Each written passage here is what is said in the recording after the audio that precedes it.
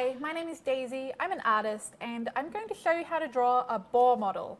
So I'm going to start with a colored in circle right in the middle. That's going to be the proton. And around it, an outline of a circle.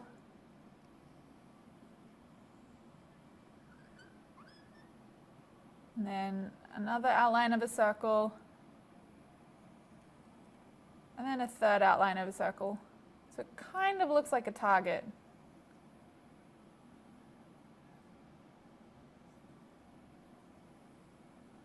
And then we're going to draw a colored in dot on this line. A couple arrows to show which way it's going. Here and here.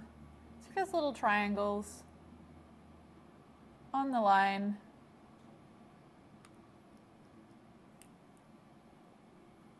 And we can number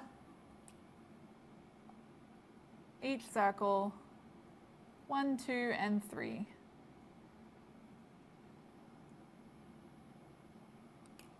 And there we go. My name is Daisy, and that's how you draw a Bohr model.